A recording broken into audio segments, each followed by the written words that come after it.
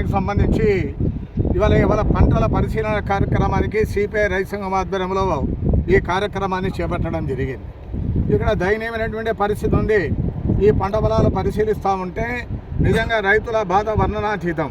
ఇవాళ దయనీయమైనటువంటి పరిస్థితుల్లో ఉంటా ఉన్నారు.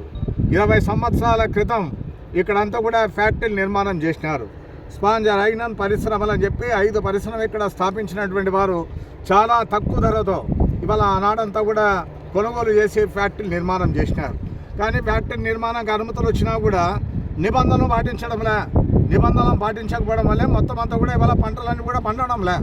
దాదాపు 800-900 ఎకరాలకు సంబంధించినటువంటి పంట పొలాలన్నీ కూడా ఇవాళ బీడుగా మారేటువంటి ప్రమాదం ఇక్కడ కనపడతా ఉంది.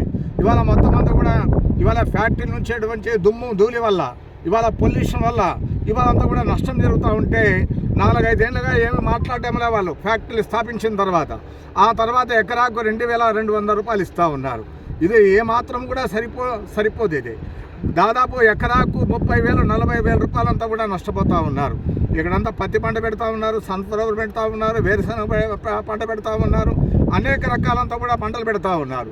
ఇవాళ కూరగాయల పంటలు కూడా పెడతా ఉన్నారు. ఇవాళ అన్ని పంటలు కూడా ఇవాళ పోతూ ఉన్నాయి. కానీ నిమ్మకు నీరెత్తినట్టుగా యాజమాన్యం వ్యవహరిస్తూ ఉంది. ఈ 5 ఫ్యాక్టరీలకు సంబంధించి మేనేజర్ ఒక్కరే. ఇవాళ వారు కూడా అంతా కూడా పెడజమ పెడతా ఉన్నారు. ఏదో రకంగా దీన్ని మేనేజ్ చేస్తూ ఉన్నారు. రైతులంతా కూడా నిజంగానే ఇదంతా కూడా బ్రతికినట్టుగా లేరు ఇక్కడ. ఎందుకంటే వాళ్ళ పరిస్థితి ఆ రకంగా ఉంటా ఉంది. ఇవాళ కొంతమంది పొలాలు అమ్ముకుంటా ఉన్నారు. ఎందుకు ఉపయోగపడని పొలాలు అనేటువంటి పరిస్థితుల్లో వారందరూ కూడా తల్లిని ఇవాళ భూమి అంటే తల్లి లాంటిది, అట్లాంటి వాళ్ళ తల్లిని కూడా దూరం చేసుకునేటువంటి పరిస్థితి ఇక్కడ కనపడతా ఉంది. నేను అడుగుతా ఉన్న పర్యావరణ పరిరక్షణ పేరు మీదుగా ఇవాళ అంతా దోపిడీ జరుగుతూ ఉంది కదా, ఎక్కడున్నారు అధికారులు నేను అంటా ఉన్నా. ఈ పొల్యూషన్ సంబంధించినటువంటి విషయంలో మీరు ఎందుకు పట్టించుకోవడం లేదని చెప్పి అధికారులను ప్రశ్నిస్తూ ఉన్నాం. అందుకే ఇవాళ కమ్యూనిస్ట్ పార్టీగా ఈ అంశం మీద ఇవాళ కలెక్టర్ దృష్టి కూడా తీసుకుని పోవడానికి ఇదంతా కూడా ప్రయత్నం చేస్తున్నాం. అదేవిధంగా ఇవాళ రాష్ట్రంలో కొత్త ప్రభుత్వం వచ్చింది, ఎన్డీఏ అధికారంలో వచ్చింది. ఇవాళ టీడీపీ, జనసేన, బీజేపీ వారు అధికారంలో ఉంటా ఉన్నారు. ఇవాళ పవన్ కళ్యాణ్ అంటా ఉన్నాడు ఉప ముఖ్యమంత్రి, నేనంతా కూడా పర్యావరణ పరిరక్షణ పేరు మీదుగా ఆయన కూడా అంతా కూడా దీన్ని కాపాడాలని చెప్పి ఇవాళ గోదావరి జిల్లాలో పర్యటన చేస్తానంటా ఉన్నాడు. నేనంటా ఉన్నా, రిక్వెస్ట్ చేస్తా ఉన్నా, మేమంతా కూడా నేమకల్లో రైతుల తరఫున రాయదుర్గంలో ఉన్నటువంటి అంతా కూడా నష్టపోతున్న రైతుల తరఫున నేను మాట్లాడుతూ ఉన్నాను. ఇవాళ మా బృందం అంతా కూడా మాట్లాడుతూ ఉన్నారు. ఇవాళ ఈ ప్రాంతం వచ్చి పర్యటన చేయమంటా ఉన్నాను పవన్ కళ్యాణ్ గారిని.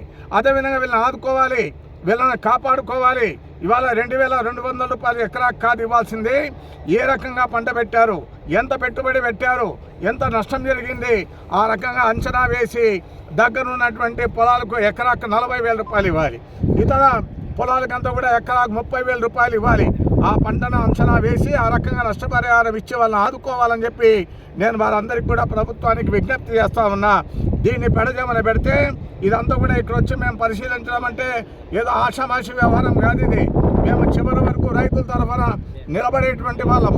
ఊపిరి ఉన్నంత వరకు వాళ్ళ పక్షమే నిలబడతాము. వాళ్లకు న్యాయం జరిగేంత వరకు కూడా వదిలే ప్రసక్తి లేదని చెప్పి ఈ సందర్భంగా ప్రభుత్వానికి హెచ్చరిక చేస్తూ ఉన్నాం. ఇంతకాలం ఎక్కడ మారుమూల ప్రాంతాల్లో ఇట్లాంటి అంశాలు చూస్తూ ఉంటాం. కానీ నేమకల్ అంటే బొమ్మలహాల మండలానికి సంబంధించినటువంటి గ్రామాలు ఇవి. ఆ గ్రామంలోనే ఇంత దారుణం జరుగుతూ ఉంటే అధికారులు ఎక్కడ ఉంటా ఉన్నారు నేను అంటా ఉన్నా. ఇవాళ ప్రధానంగా ఈఎస్పీ ట్రాన్స్ఫారం దీన్ని రన్ చేయడం లేదు.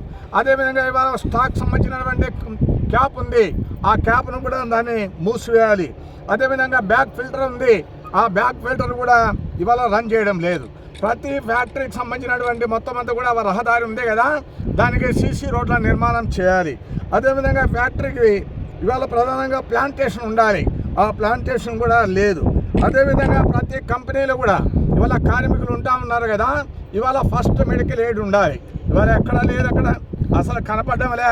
ఇవన్నీ కూడా జాగ్రత్తలు తీసుకోకుండా ఏ రకంగా అంతా కూడా ఫ్యాక్టరీ నడుపుతాను నేను అంటా ఉన్నా.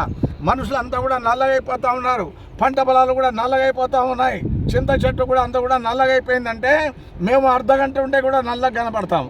ఇంకా అసలు మమ్మల్ని కూడా గుర్తుపట్టేటువంటి వారు కూడా ఉండారు. ఆ రకమైన పరిస్థితి ఉంది. ఇవాళ శ్వాసకోశ వ్యాధులు వస్తూ ఉన్నాయి, చిన్న పిల్లలు కూడా మరణించడం జరిగింది, వృద్ధులు కూడా అంతా కూడా అనారోగ్యం పాలవుతూ ఉన్నారు. చాలామంది అంతా కూడా రైతులందరూ కూడా దిక్కుతోచిన పరిస్థితుల్లో ఉంటా ఉన్నారు. ఇవాళ సిపిఐగా రైతు సంఘంగా మేము చెప్తా ఉన్నాం, ఈ ప్రభుత్వానికి వెంటనే కూడా చిత్తశుద్ధి వెంటనే ఉంటే స్పందించాలి. ఇవాళ కలెక్టర్ ఇక్కడికి వస్తారని చెప్పి అనుకున్నాం, కలెక్టర్కి వినతి పత్రం ఇద్దామని చెప్పుకున్నాం, లేదంటే జాయింట్ కలెక్టర్ వారందరూ కూడా పోస్ట్పోన్ చేసుకున్నారు, ఇక్కడికి రావడం లేదని తెలిసింది.